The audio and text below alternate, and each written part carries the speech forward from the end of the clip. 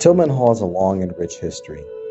Between being arguably the most recognizable landmark on campus and the home for many university functions, it's no doubt a symbol of Clemson University.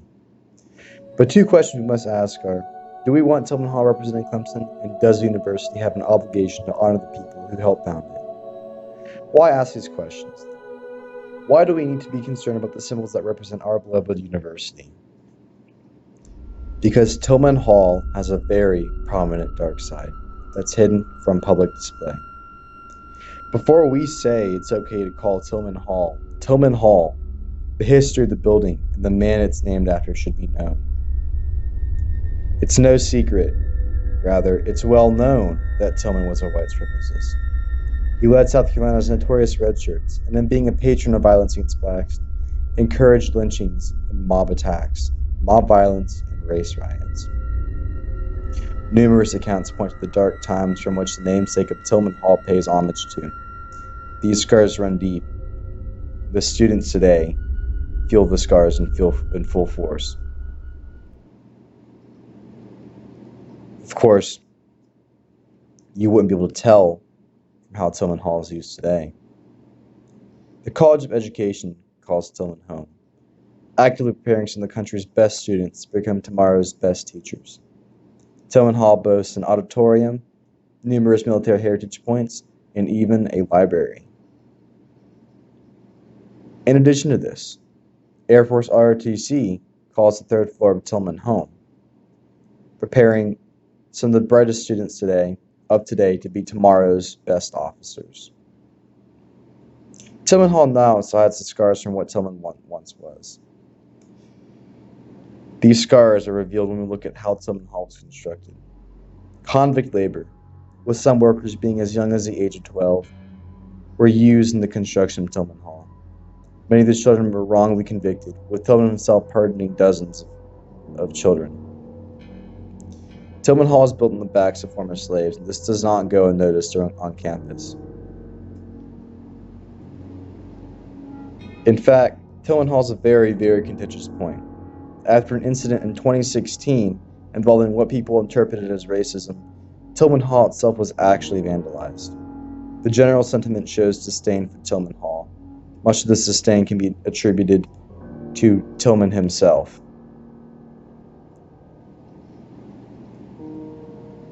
On the subject of Ben Tillman, he was a man of many different titles. South Carolina governor, one of the founders of Clemson University, white supremacist, and Democrat. He was fiercely dedicated to the principles of white supremacy.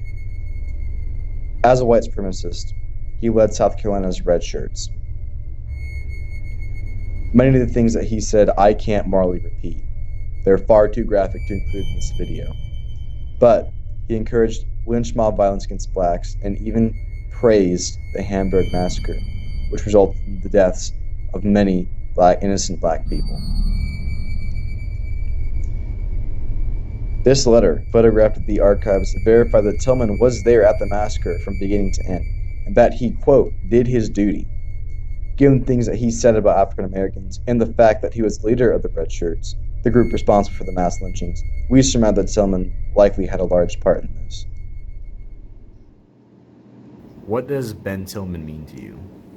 Well, he was powerful enough and willing to basically allow the land that this university was built on.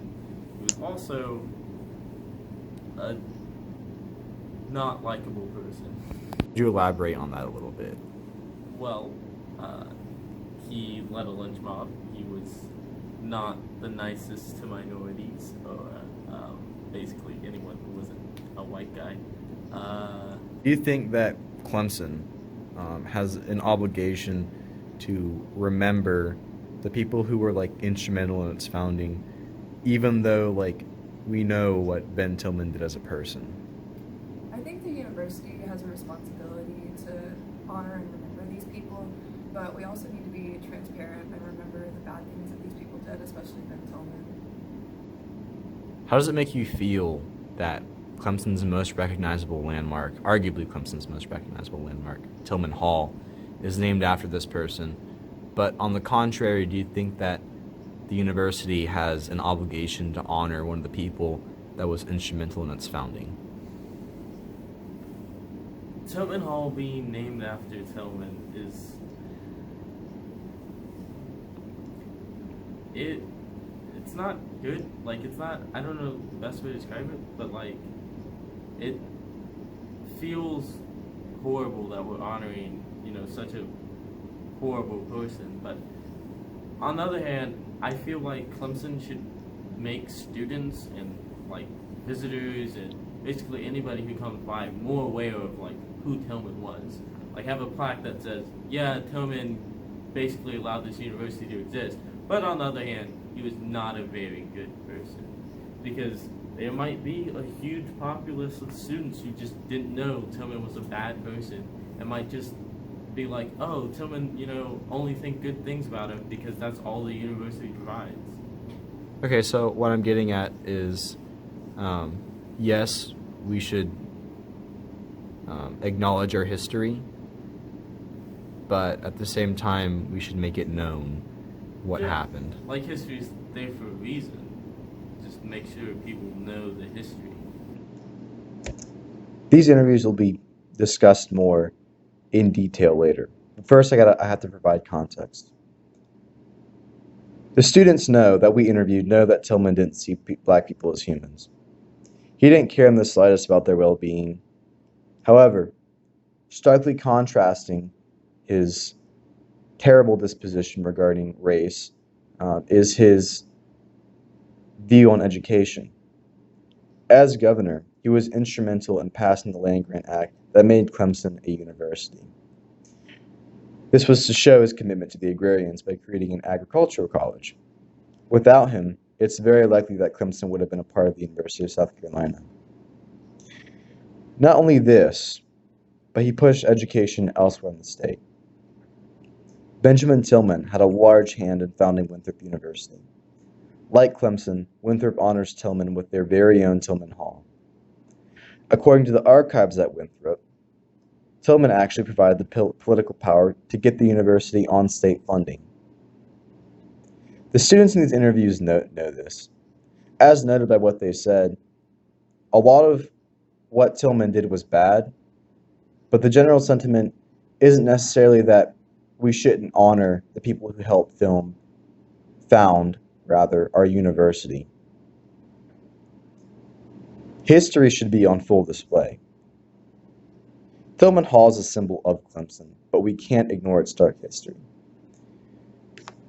From the evidence that we presented and from what we've shown, Tillman was a pretty terrible person, but he did strongly support education within the state.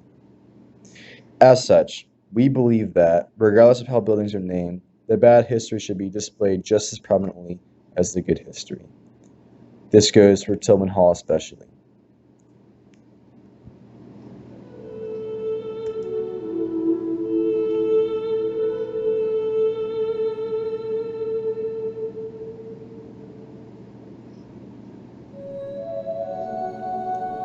Students and visitors alike should know the history of Tillman in full. It's only fair to the many oppressed peoples who helped found this university. It's only fair to the students, and it's only fair to the university as a whole.